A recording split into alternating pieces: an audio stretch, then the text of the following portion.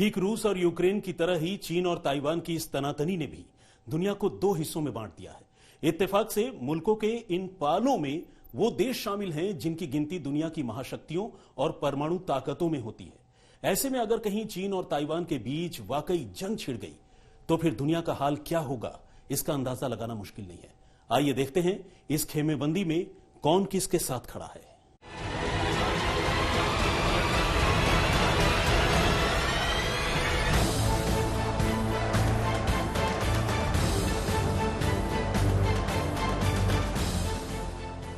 चीन के युद्धाभ्यास के बीच गुरुवार को कुछ मिसाइलें जापान के इलाके में जाकर गिरी, जो अपने आप में एक खतरनाक बात है।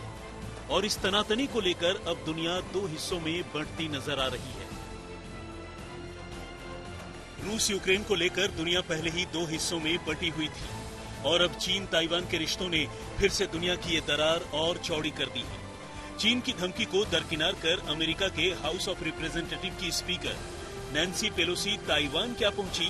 चीन और ताइवान के बीच धीरे धीरे सुलग रही तनातनी की चिंगारी एकाएक भड़क उठी। चीन ने अमेरिका को पहले ही आग से न खेलने की धमकी दी थी और अब उसने पेलोसी के लौटने के बाद ताइवान के चारों तरफ ऐसा युद्धाभ्यास शुरू किया है जो कभी भी जंग की वजह बन सकता है। लेकिन दिक्कत यह है कि अगर ये जंग हुई तो सिर्फ दो मुल्कों की जंग नहीं होगी, बल्कि इसमें दुनिया के कई दूसरे देश भी कूद पड़ेंगे और ऐसे में तबाही का आलम क्या होगा ये कोई नहीं जानता।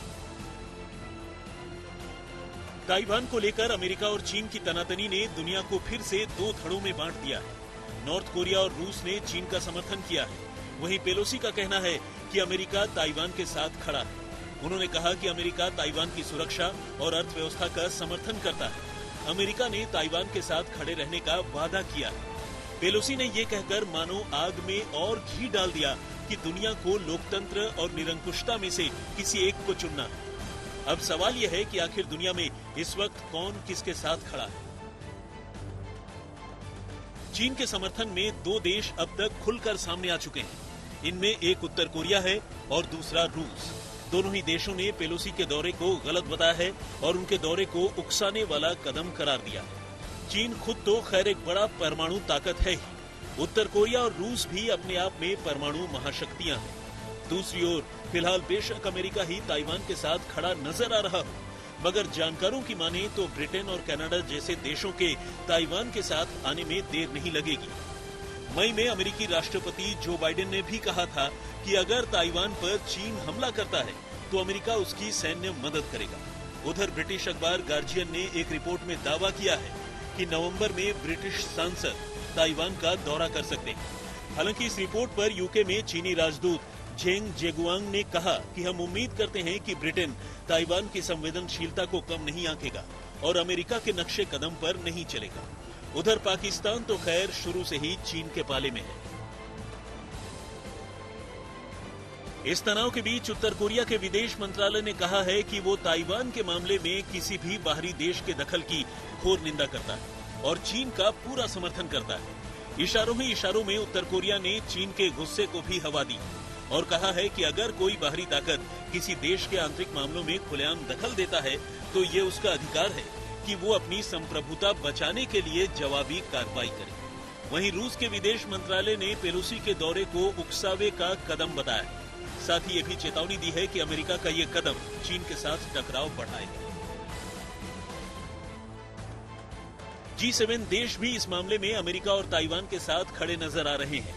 G7 ने कहा है कि ताइवान की खाड़ी में जिस तरह से आक्रामक सैन्य गतिविधि चल रही है उसे सही नहीं आंका जा सकता। हमारे सांसदों का दुनिया के किसी भी इलाके का दौरा करना एक सामान्य और रूटीन प्रक्रिया है, लेकिन चीन के रवैये ने तनाव पैदा कर दिया है और क्षेत्र में अस्थिरता पैदा करने की कोशिश की गई है। G7 देशों की ओर से जो बयान जारी किया गया है उसमें अमेरिकी विदेश मंत्री एंटनी ब्लिंकन के अलावा Canada, Germany, France, Italy, Japan और यूके के विदेश मंत्रियों ने साइन किए हैं। इसके अलावा यूरोपियन यूनियन के प्रतिनिधि की ओर से भी इस पर दस्तखत किए गए। इस तरह अमेरिका को ताइवान के मसले पर G7 देशों का साथ मिला है। ताइवान 1949 से ही खुद को आजाद मुल्क मानता रहा है, लेकिन अभी तक दुनिया के 14 देशों ने ही उसे आजाद देश के तौर पर मान्यता दी है और उसके साथ डिप्लोमेटिक रिलेशंस बनाए हैं। ताइवान के विदेश मंत्रालय के मुताबिक अब तक उसके मार्शल द्वीप, Nauru, Palau, Tuvalu, Eswatini, Holy See, Belize, Guatemala, Haiti, Honduras, Paraguay, federation of saint Christopher and Nevis, saint Lucia और सेंट विंसेंट एंड ग्रेनेडाइंस के साथ डिप्लोमेटिक रिलेशन है। अब सवाल यह है कि दोनों देशों की इस तनातनी के बीच भारत का स्टैंड क्या हो सकता है। रूस यूक्रेन जंग में भारत का रुख तटस्थ रहा है। भारत ने न तो यूक्रेन का खुलकर समर्थन किया और न ही रूस का।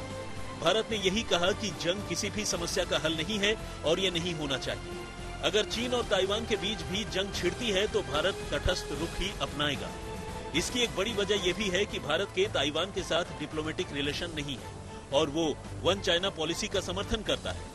हालांकि दिसंबर 2010 में चीन के तत्कालीन प्रधानमंत्री वेन जियाबाओ जब भारत के दौरे पर आए थे, तब संयुक्त बयान में भारत ने वन चाइना पॉलिसी के समर्थन का जिक्र नहीं किया था। दूसरी ओर हाल के कुछ सालों में चीन से तनाव के चलते भारत ने ताइवान से नजदीकियां बढ़ाई हैं। 2020 में 20 मई को बीजेपी ने अपने 2 सांसदों को ताइवान की राष्ट्रपति सांग गिन वेन के शपथ ग्रहण समारोह में वर्चुअली जोड़ने को कहा। वैसे इस मामले में अब तक तटस्थ रुख रखने वाले देशों में ऑस्ट्रेलिया और जापान को भी जोड़ा जा सकता है। दोनों ही देशों के प्रतिनिधियों ने इस मामले पर टिप्पणी करने से गुरेज किया। हालांकि ऑस्ट्रेलिया के पीएम एंथोनी अल्बानीज ने इलाके में यथास्थिति बरकरार रखने की बात कही है, लेकिन जापान ने चीन के सैन्य अभ्यास पर चिंता जताई। आज तक ब्यूरो।